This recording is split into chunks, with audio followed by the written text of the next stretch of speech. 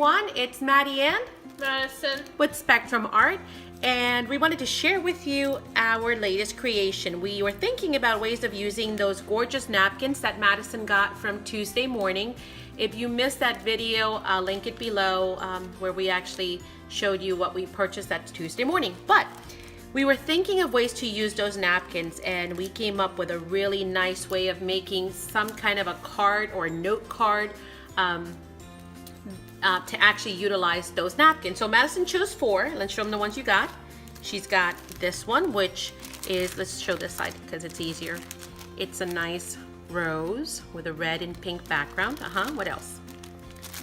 We've got the butterflies. Again, let's show this side because this side has the stickers. But anywho, it comes with butterflies and some flowers. What else? Did we use this one? No, that's not one of the ones we used. We used, what did we use? The feathers. Go ahead and get the feathers from the drawer. And she also picked this one. Yeah, it's open. Yeah, that's okay. That's not the one we used. We used the feathers. The Eiffel Tower with some hot air balloons. So, and let's get that 4th one. And this was the other one. Oh, here's just a little piece of it. It's got 4, the other side is blank, but it's got a big feather and then 2 little eggs on it. So these are the 4 that she actually chose to use. So for this project, you're going to need white cardstock, you know, hopefully something a little bit thicker, you know, so cardstock, it works well. We used the Bristol smooth surface from Strathmore, but again, nothing important. It could be just plain cardstock, so long as it's a little bit thicker, because you are going to be applying a lot of glue to it, so you don't want it to buckle too much. You're going to need gesso and a brush, of course, to apply it. You can either use oxides, which is what we use, distress oxides, or you can just use paints, any kind of paints, you know, acrylics would work well. Some napkins, stamps, and inks. We use these, and we'll actually make one together, so we'll show you how we did that. You'll also need, let's see what else, the same paint or some kind of distressing inks for the edges. And then you'll need glue. We use just PVA glue, you know, Elmer's glue or Mod Podge, you know, so you can water down the Elmer's a little bit if need be, to get it, you know, a little bit smoother consistency or watery consistency. And what else? Oh, and then some cardstock for the back. So let me show you what we made. These are the ones that we actually made. This is this napkin right here. So this is the rose. And that's what they look like. All right, then we've got the butterfly, and this is the butterfly napkin. You guys remember? Thank you, Princess. I made 2 of those. Whoopsie. And then we did the feather. Thank you, Princess. And this is the napkin for the feathers. Here are the 2. And we only used 1 of the eggs on each. And then finally, we've got the Eiffel Tower napkin. Thank you, Princess. And these are those 2. And so, as you can tell, they turned out absolutely cute. Flat once again, so totally mailable. What we did with these though is on the back, and that's why I was saying you need some coordinating cardstock. We pulled the brown colors for this one. For this one, we pulled the purple color. You know, and then for this one we started with purple, and then we thought, it's got some purple, but we could also use pink, so we did a mix and match. And on this one we pulled that green. So we did that so we can actually write a little note back here. To do that, we use this to create our lines, the journal buddy, and so that gave us perfect lines.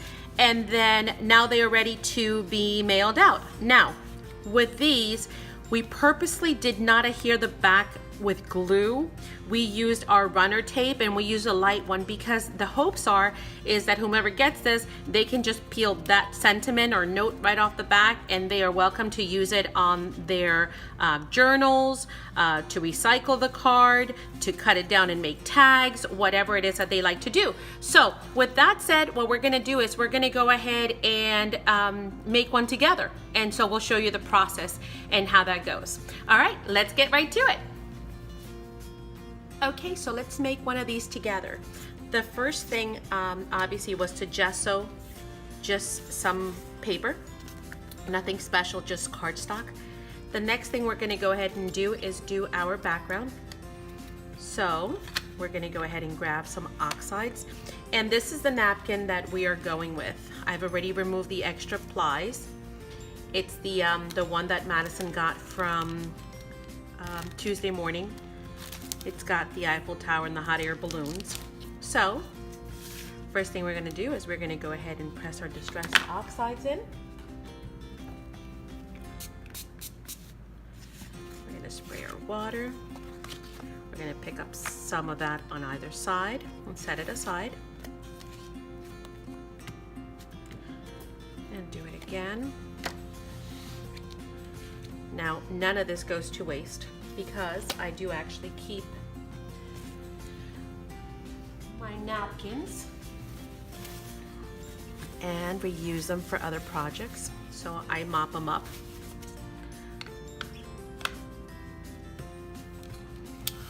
To dry this a little bit. And then we're gonna add our next colors. Now to match with that, these are the three colors: fossilized amber, faded jeans, and salty ocean. We might also throw in some of the, where is it? There it is.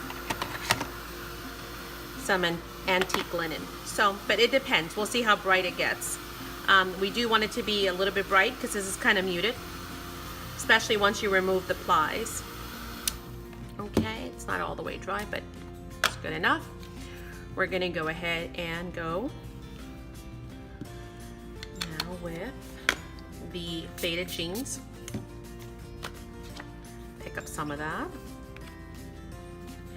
Look at what areas perhaps we'd like to mop up some of it. Definitely there. We're not worried about the back because we're gonna be mounting that. That looks yummy. Let's see, maybe here, this area, it's all light blue still. Let's pick up some of that. There we go. Let's mop that up. Yum. And let's dry it again.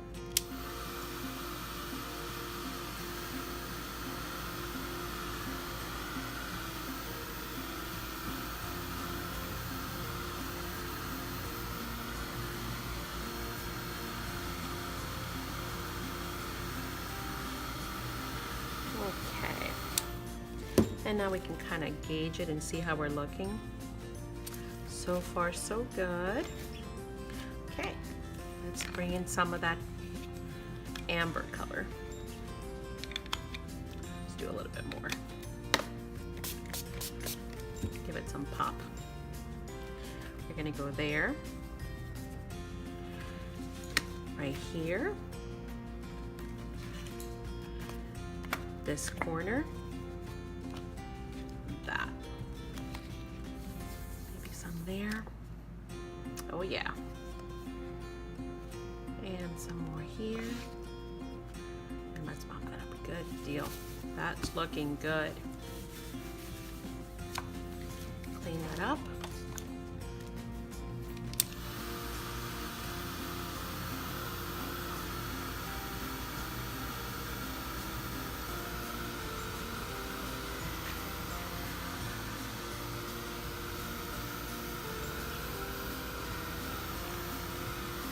Okay, now let's take a look at it and see what areas we can actually cover. Now, one of the things that I do is if I feel like there's an area that's a little too white, that's where I actually bring in that antique linen and utilize that. So we want to make sure, yeah, like this corner right here perhaps. We'll see. Although I'm thinking we might want to go bright. Let's take a look. Yeah. Let's try some of that and see how it fares.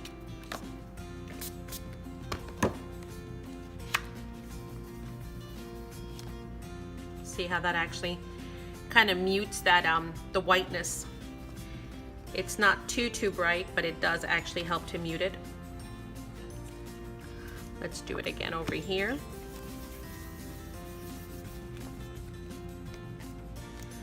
Maybe on this corner. And sometimes I just pick up the color and kind of pat it down. Because some areas, especially if the paper is a little bit stiff like this one, then it actually helps to kind of bring it in that way. And that's just me. Okay, so those are starting to look good. We're not too worried about the center because we're going to cover that center. So we're really kind of looking mostly around the edges. And I think I like what I see. Try it a little bit more. This one is a keep. This one I think I want to work a little bit more on this bottom corner. And again, I think I want to bring in, let's try a little bit of brown. Although we are going to distress the edges with brown. Let's do the vintage. And just a little bit, not too much. Because again, our napkins are kind of antiqued. So let's see if bringing in some of that brown might give it a little bit of pop. Oh, I like that, yes. So let's mop some of it up. And we are gonna go through and distress the edges anyway with our distress inks, but that brown is nice. Because again, if you look at the original ones, they have those browns and oranges, that vintagey golden look. So we want to pick up some of those colors in our background.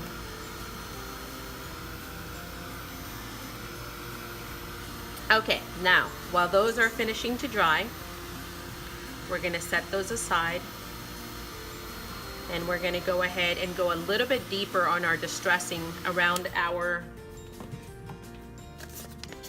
paper page, note page. And let's go dark. So let's go with a walnut, because I had done a lighter color, but I'm thinking this really needs a good pop of to stand out.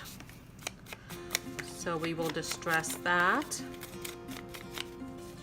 and you can see how it's much darker now than the original one that I had put on there, which was like a light, I want to say it was the brush corduroy that I had used, but now this is much darker.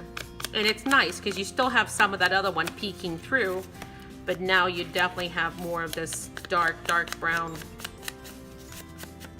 Let's go out or in a little bit towards the center of the page. There we go. That looks much better. So let's do it to this one as well. Go darker. This one I had already done a little bit darker, so doesn't need a whole lot. Okay. All right, so that's where we're at. Now, we know that these are gonna go here, and these are gonna go on top of that. So now what we need to do is we need to go ahead and do our stamping. So for that, I used, if I can find it, archival ink. So we'll get our ink out because we want to make sure it's permanent. And I'm going to use that one and this one and then these two. So we're using the one that looks like polka dots, the one that looks like numbers, the checkered one, and then the brick one. So let's start with our biggest one. And I'm not even going to put it on a block. I'm just going to mount directly because it's kind of a stamp as you will. It's supposed to look kind of messy. We'll do the same thing on the other side. And we lift. Then let's take this number 2 and bring it over down here. Do the same thing on this side. Okay. And wipe our stamp.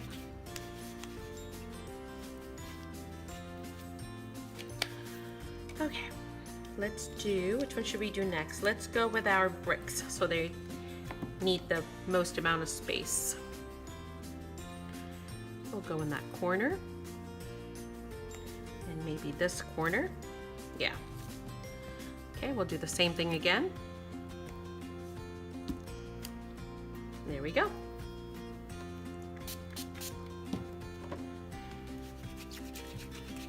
Let's go with our next biggest one, which is going to be the dots, circles. Let's go there, break that up. Let's go here and break those up.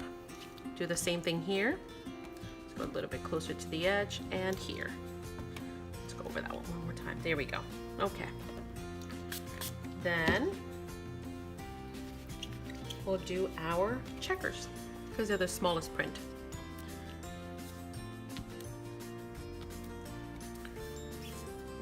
This side and we'll do here.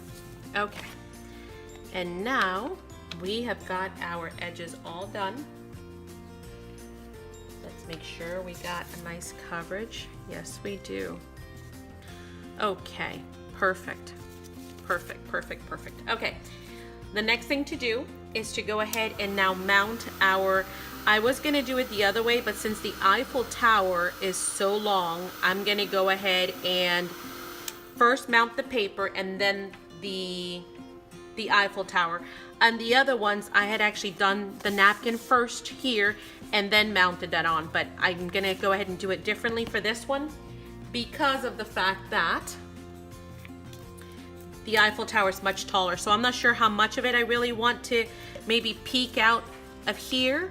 So let me go ahead and do that and I will be back. Okay, so the next thing to do is to kind of eyeball. I think I want this side of the tower and these two balloons on this one. So we're just gonna go through and rip the, and you can do it with scissors too. Either way is fine, but I'm just gonna tear.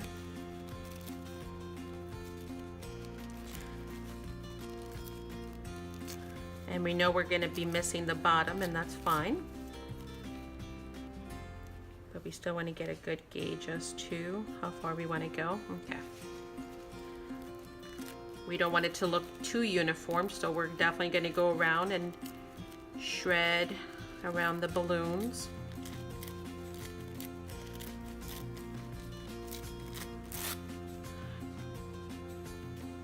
And cut this also. All right, that looks much better. And that's what we've got looking, and that looks great. I like the fact that that napkin's gonna stick a little bit out of that too. So that's what we're gonna go ahead and do.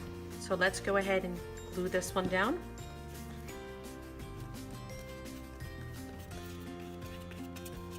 And you wanna be generous with the glue because you do wanna have, not that a napkin takes a whole lot of glue anyway to adhere, but I like to be generous because it also helps to seal everything. It acts as a sealer.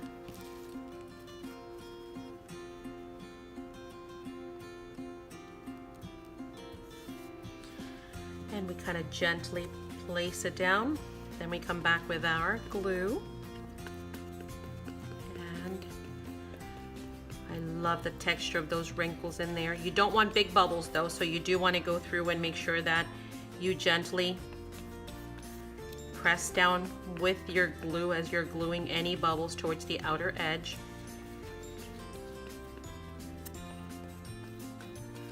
And there we go. And then when we come back, we can tear this bottom, or we can even do it now because it is soft.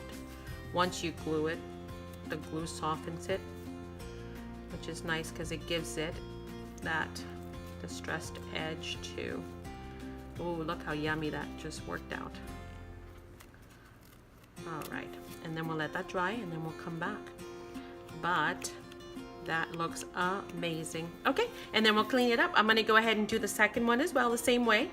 And then I will come back with the finished product. Okay, and we are back with our 2 pairs completed napkin cards. So we hope you have enjoyed working with napkins. They're definitely, you know, a great way of adding pizzazz to some book pages. I hope you try it. Oh yeah, we definitely hope that you guys try it. And we hope that you have crafted with us. If not, go ahead and rewind and by all means start all over again and you know, craft with us, because that's the whole idea of sharing, is to have you guys also work with us, just like we learned from your videos and all your posts and all the shares and all your comments. So please be sure to leave a comment down below if you have any questions, if you've enjoyed it, if you've tried it, if you have maybe something different that we would like to try that you think we'd love to try. So do share with us as well. Thank you so much, everyone. Bye. Bye. Have a blessed day.